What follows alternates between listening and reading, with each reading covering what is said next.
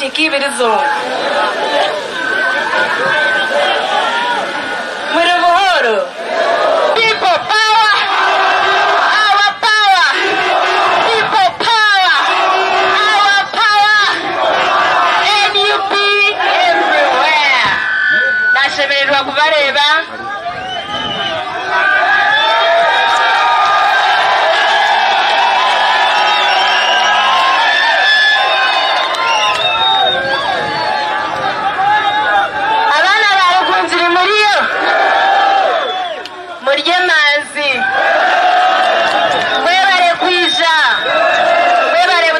police akubaha uturi twitiriza ubwa kubaho eliza batwasemerire kubaha ntabwo icyo twija mwebare kwija kutuvugana kanye yanjira amazina ganje ni Banyetitungo Babra abinzi ni Mumanyaka First Lady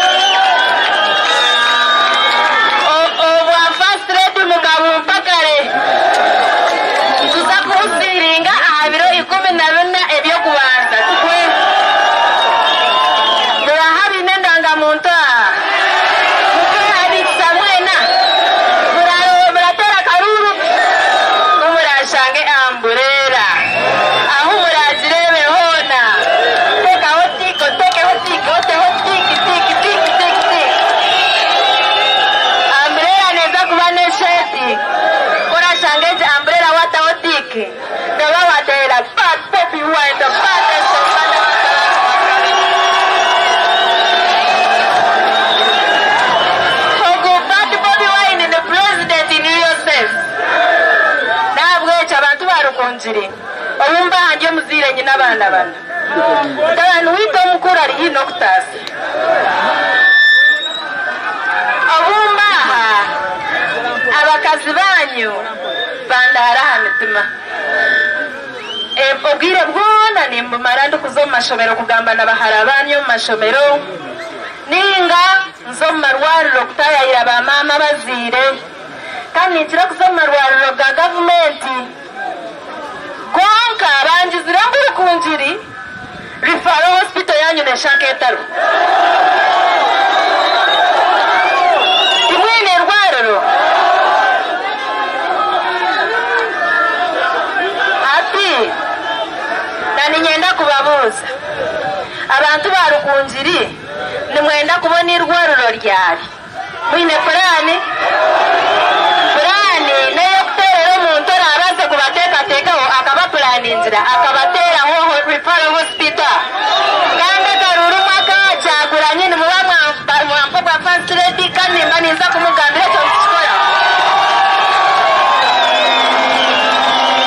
omu maternity ward omu referral hospital yarukunzira maternity ward niyo kuzakubanekera mu buhanga tinchenda bakazi banyu kufero mwerwariro bari kuzara tinchenda bashija kwato mushaho muri kutwara bakazi banyu kuzara tinkwenda kurira ngo mukazi aferirwa mwana hakubataro incubator mu Uganda esya rukunzireza kubene referral hospital erimwe abashaho erimwe mibazi kandi erimwe maternity mpango ari kutirayo bana obwa First Lady ne muhumpa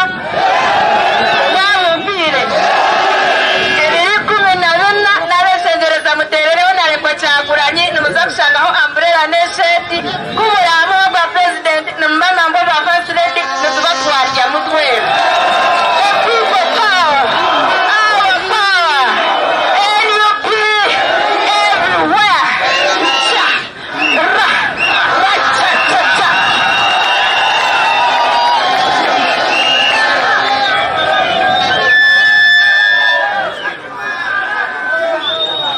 First Lady mama leva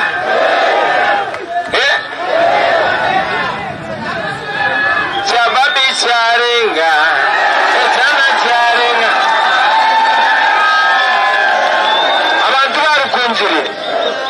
abantu barukunjire neshaba munyikirize ngambo mu Ruganda ni murumanya mwamanyi bulungi ngenda kwogera bigambo ebigambo bitono nnyo mikwano gyange. Okusooka leero nyiize nnyo naye lwakubanga ndi ku buko. Ate bw'obeera ng'oli ne bakodomi bo tolina kunyiiga. Naye mwena mwalaba Museveni bwe yabadde wano yayita mu makubo. Tewali yamuyimiriza. Naye bwe tubadde tujja basibyewo emihanda yoona. Tuyise eri bwe tuti. Kyokka n'abantu abayingira wano poliisi ne bagaana. Mumanyi lwaki? Museveni atya.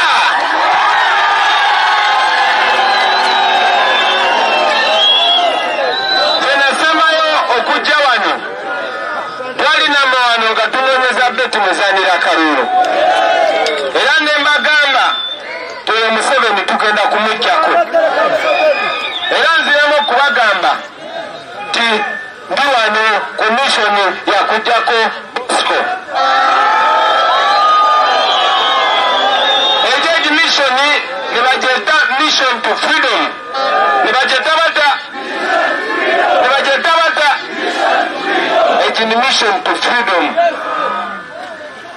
Tetulina ddembe ly'abantu. We don't even have a right to be Ugandans. Very shameful. Tuli mu kulwanyisa bulwadde bwe bayita COVID-19. Naye tetulina ambulance, tulina police patrol cars.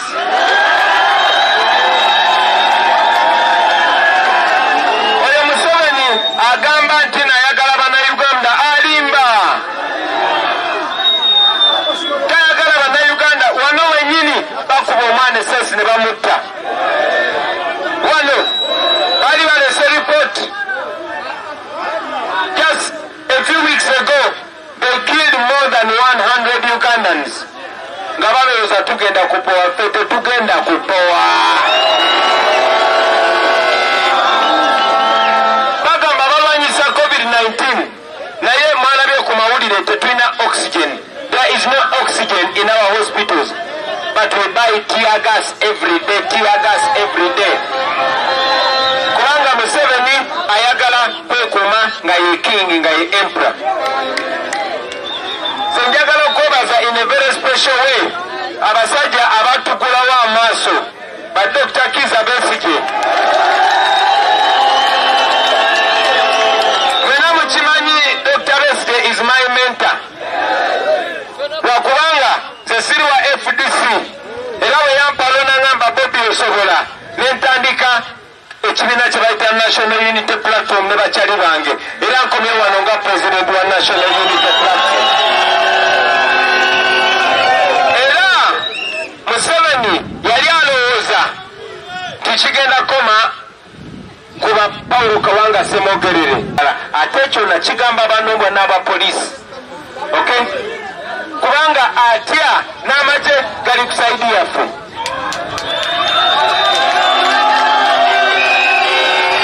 Ne poliisi eri ku saidi yaffe. Kyobola bakati ne SFC yakyusiza n'ateekawo mutabani we Muhoozi because he does not trust anybody. So ebyo mbibagambye erizooba na bingi bya kubagambira konka obwire bwagenda and we have to go to the next district, Mitoma.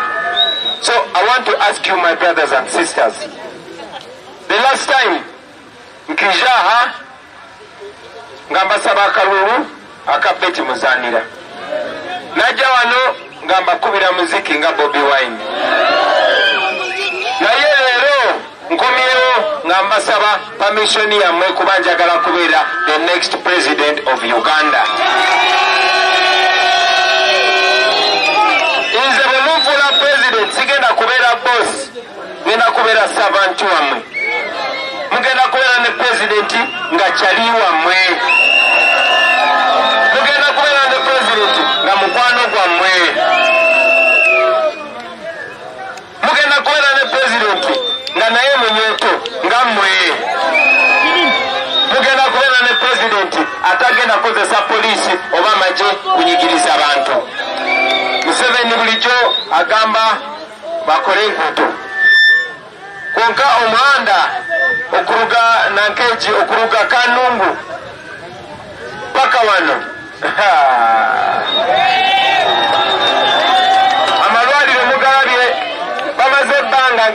batusuubiza batupromisinga university wano. Mwina university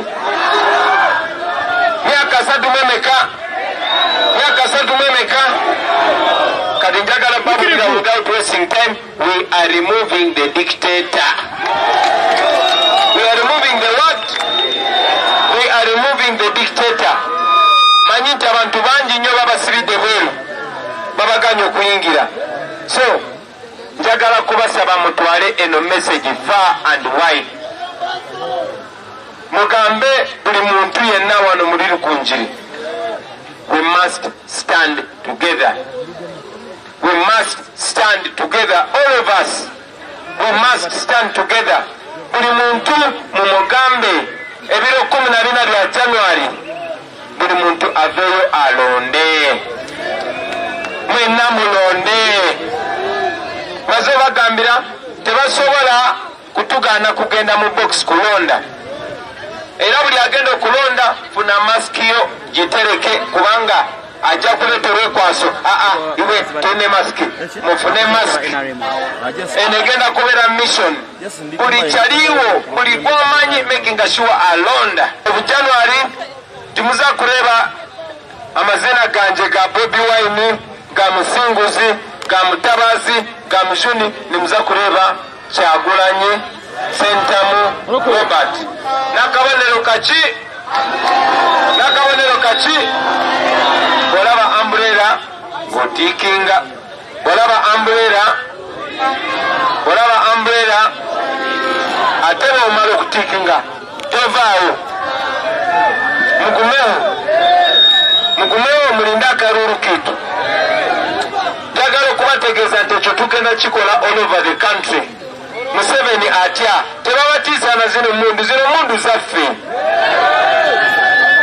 gana maje gaffe ate already atya okutta abantu kubanga bonna beyakozeseza okutta abantu kati bali indicted in the International Criminal Court. So batabatinisa ate nabo abapoliisi bemulaba n'abagambi abasinga batuwagira. Mulaba security nene ngoberera buli wengenda kubanga already ndi president.